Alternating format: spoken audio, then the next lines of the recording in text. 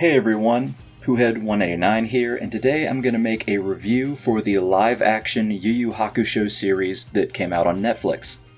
Now, I pride myself on never giving spoilers on these kinds of reviews, but today I am going to break that rule and let you know immediately there will be spoilers, as I can't really compare the normal series to the live-action series without mentioning different plot points. And I also want to say that I actually watched the Netflix series last year, and I am using a script that I wrote last year. I just never made into a video. Now, I reread the script, and I still have the same thoughts, but I'm just giving you a heads up on that end. On that note, allow me to begin by saying, if you're wanting to watch the series because you are expecting to see Yu Yu Hakusho in live action, this is the wrong show for you. What Netflix has done is take Yu Yu Hakusho, chop it up into 1,000 little pieces, throw it into a salad bowl, and add in some Resident Evil, mix it together and drain out a few plot points until you have some weird, condensed telling of what is only somewhat like the original series. Entire arcs are skipped, various characters don't show up, and what we get is like a mixture between the Spirit Detective saga and the Dark Tournament saga, which are the first two sagas of the series, without the tournament in the Dark Tournament. I don't really know how to describe it better than that. Firstly, let's start with the beginning. Yusuke is dead and he's looking at his corpse, while Keiko runs to his body and starts crying. This is obviously different from the very beginning because, Keiko isn't there when he gets hit in the series. Yusuke then thinks back, just like the series, on how it all happened.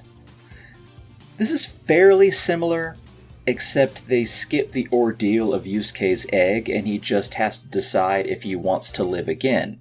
And if he does, as long as he's a spirit detective, they'll give him his body back. So it kind of skips the first 6 episodes and the first 17 chapters of the manga. There is no drama with Kuwabara's friends or Aikichi the cat. A few kids bully another one whom Yusuke defends. By the end of the first episode, a demon insect gets inside the bullied kid and Yusuke has to fight him and save him. Oh yeah, and the demon insect is also responsible for burrowing into the truck driver who became possessed and ran Yusuke over. So the demon insect was what led to Yusuke getting hit by that car and then dying to then be reincarnated or revived.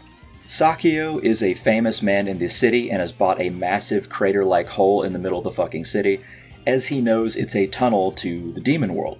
Sakio bought it from Terukane, who is holding Yukina hostage.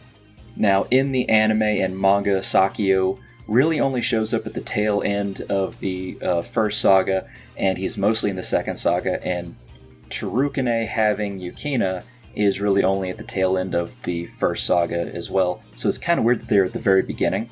We find all this out in episode 2, which is the same episode Yusuke fights Goki and helps out Kurama. There is no Genkai tournament. Instead, Yusuke gets his ass handed to him by Hiei, and he goes to train with Genkai because of it. So Hiei is the catalyst of that. He's not told to go there by Botan. Kuwabara joins him, and Kuwabara actually does better than he does the majority of the time, meaning better than Yusuke does. And it's also kind of weird, obviously, that Kuwabara's even there to begin with. Genkai gives Yusuke the Spirit Wave Orb by the end of the training, which is also different. Yusuke, Kuwabara, Hiei, and Kurama join forces to attack the Terukane compound. The compound is on an island, like the Dark Tournament, so they're kind of meshing that together. And it's not in the mountains like in the series. The Toguro brothers, along with Karasu and Bui, are all at the Terukane compound, as is the entire Black Club, so there is no demon triad or any of the lower tier demons that were a part of the Toguro gang. I think I might have hit only half the changes, but I think I made the point. So much about this is different, but somewhat similar, except it's just sort of fusing the two sagas together in this weird amalgamation. But let's move on to the real meat of the review. Let's list the good aspects of the series. The action, in general, is really well done. It really does the anime justice, and sometimes I might even say it surpasses it. Yusuke vs. Goki was a joy. Hiei vs. Bui was awesome. There are a number of fights you just love. They really went all out on the choreography, and for an adaptation of a battle shonen, that is one of the key elements you need to get right. And they truly did. You can also really tell they wanted to be fairly accurate with the costumes, and a few characters were cast and written extremely well. Sakio and Terukane, for starters. Every time they showed up, they were unabashedly themselves in a great way.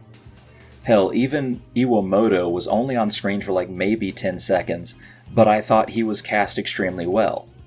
And that is very rare in most live-action adaptations. Usually in live-action adaptations, the casting is the worst in the world. Here, a lot of the time it's actually pretty good. Koenma, Botan, Keiko, Yusuke, Kuwabara, they were all passable, and some really grew on me, meaning the casting and just the way they portrayed the character. And finally, even though it can never really live up to the manga or anime, the live action still has a spark of the Yu Yu Hakusho charm we all can't help but love. The characters do tend to act like themselves, even with the butchered plot, and there are times you can't help but smile. Now onto the less desirable traits. The live action falls in the way that pretty much every live action does, because by definition, a live action adaptation is limited by physics, costume, character design, is fraught with uncanny valley, and just loses a bit of that animation magic. There's something beautiful about manga and animation in the sort of visual medium that you can do almost anything with that just cannot really be copied in live action. While some characters look great, others looked like bad cosplays, Hiei and Kurama in particular. Hiei would always be pretty impossible to showcase live action. Kurama, though, could have been done so much better. There's really not a lot of excuses for how they gave Kurama the costumes that he had and the hair and everything. At least give his hair fringes and a more realistic suit, I would say. Now, whilst some characters were cast well, others just did not add up. It took me a long time to accept the younger Toguro actor, and the action only made me get somewhat used to him. In certain instances, the CGI was pretty poor. I was definitely not a fan of Toguro's muscle enhancement, and while Goki was pretty well done, most of the effects were sort of difficult to watch. The lines were alright, meaning the writing, but nothing really special. There was very little suspense, and even with the whole of the human world on the line, you mostly cared about the fights. You could also definitely argue that the series was too short. Maybe they could have made a less condensed plot and made us care more about the stakes. However, at the end of the day, while I don't generally enjoy live-action adaptations, this one was not too bad. The plot, though as I said it is butchered and cut up, was still kinda serviceable, and the poor aspects and strange costumes were counterbalanced by stellar action and some good casting. All in all, I would give it a 6.5 out of 10, maybe even a 7 out of 10, which coming from me is high praise, because usually I am extremely hard on live-action adaptations. Though, as ever, I will always recommend the anime and the manga over the live-action, but it could have been way, way worse, I'll say. Alright, thanks guys, hope you enjoyed the video. Please like, share, and subscribe if you think I deserve it. I have my Patreon and my social media down below. Please join the Discord server if you feel like it, and I hope you have a great one. Alright, see ya.